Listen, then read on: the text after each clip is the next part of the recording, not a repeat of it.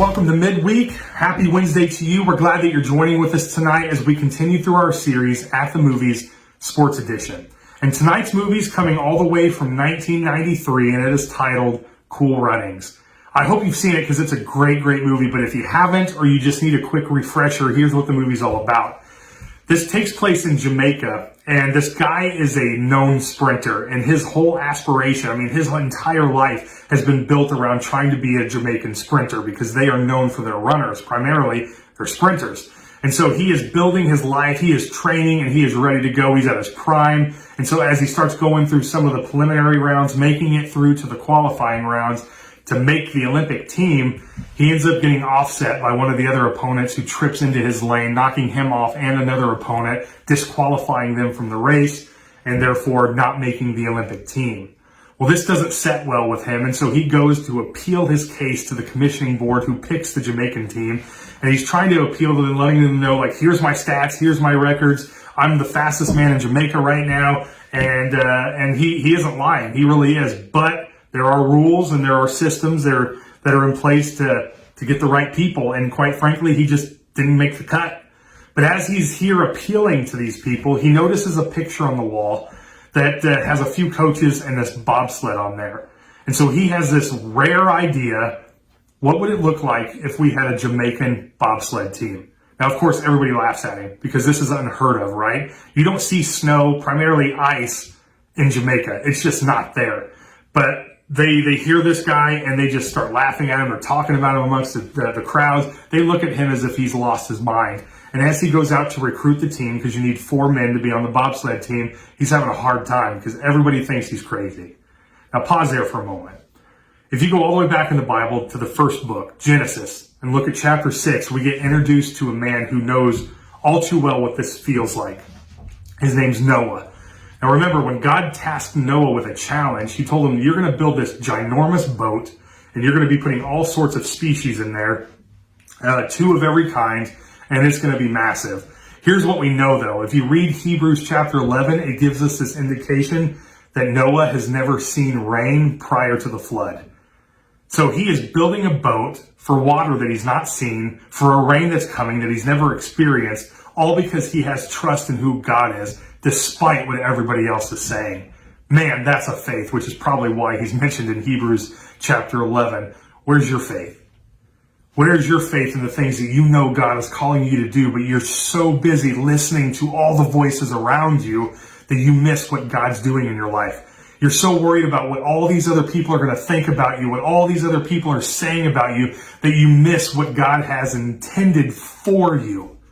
And so as these men start to get this team together and their communities are laughing at them, even their parents are kind of disowning them, and they have to sell their own cars, they have to build their own funds and raise their own support to be able to even meet the criteria for the Olympics, which I believe was $20,000. And that's just making it over to Canada. And so they don't have a bobsled, they don't have the right training stuff, and so they end up finding a coach who's willing to work with them. We find out why he's willing to work with them at the end. But basically, the coach, he cheated in the Olympics before, so his reputation is pretty low. And he wants to help these guys out. His heart has changed, but nobody's really allowed him to prove that he's better. And so he tries to do so. He tries to do right by these boys, and he ends up coaching them. But they have no equipment, so all of their training is a little bit unorthodox. But they end up getting over there. Fast forward, they're over in Canada, and they're getting ready for the Olympics. And now all the other teams are showing up, and they look at Jamaica and they are just laughing at them because Jamaica has never had a bobsled team before. Now, if you don't know what bobsledding is, it's basically just this giant metal tube where you're sliding down an ice slide until you can get to the end, and hopefully you're the fastest team that gets there. Now, there is strategy involved. You got to know when to turn, and you got to know how to lean in and lean out and all that other stuff. But that's primarily it. You're just flying down this ice in a metal tube, hoping to make it to the end and be the fastest. And so as they start getting there, they're watching some of the other teams practice and trying to steal some of their ideas on how to make this run work. Their first run is terrible. Their second run is okay. They finish about 5th or 6th. And then they finally just get so wore out with trying to be somebody else and trying to be in practice like the other teams that they end up kind of losing themselves. And so they get kind of disgruntled with each other. And then finally one of the other guys says, listen, we got to stop being like everybody else.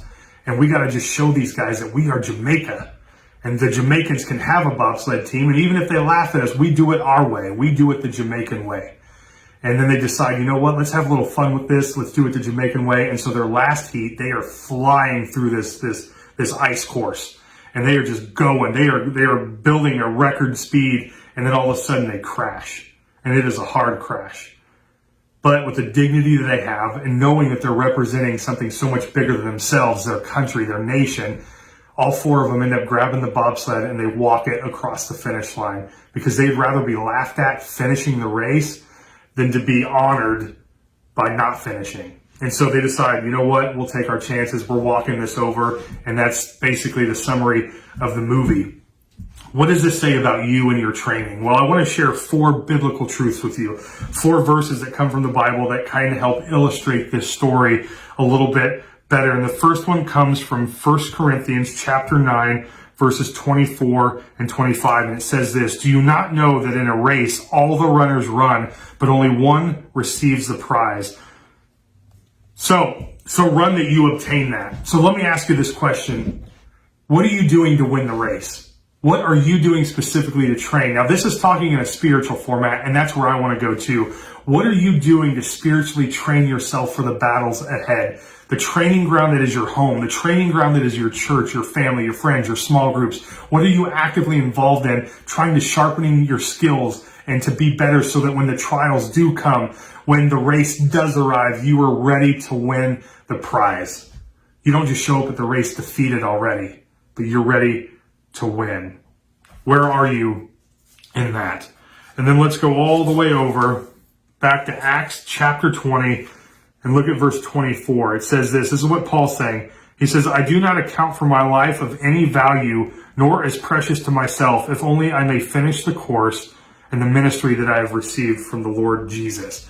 So what he's saying is that I'm not running my race, my spiritual race, to go preach the gospel to the lost people. I'm not forsaking any of that stuff for myself. I'm doing it because I know who I'm fighting for. I know who I'm running for, and that is for the King himself, Jesus. Now, Paul, when he's writing these letters, he's primarily writing to an audience that is Roman. So they would have known exactly what this terminology is standing for when they talk about finishing the race and training like a warrior, because they were involved in the first century with 2 different type of games. There was the Olympics back there, but there was also this other type of game called the Isthmian Games. And they would take competitors and do the same thing where they would compete. And so when he uses this terminology to the Roman culture, they understood exactly what he's saying, but he's also shifting it from what they would have known, the language they would know, and turning it into a spiritual message.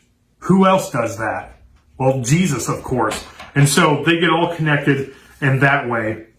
And then if you look at Philippians 3, verses 12 and following, this is really what I want to hit on. It says this, not that I have already obtained this or am already perfect, talking about the prize that we just mentioned about, but I press on to make it my own, because Christ Jesus has made me his own. Brothers, I do not consider that I have made it my own, but one thing I do, forgetting what lies behind and straining forward to what lies ahead. Now, there's 2 points of this movie that I want to make with this verse. The first one is that their coach was a cheater from the past.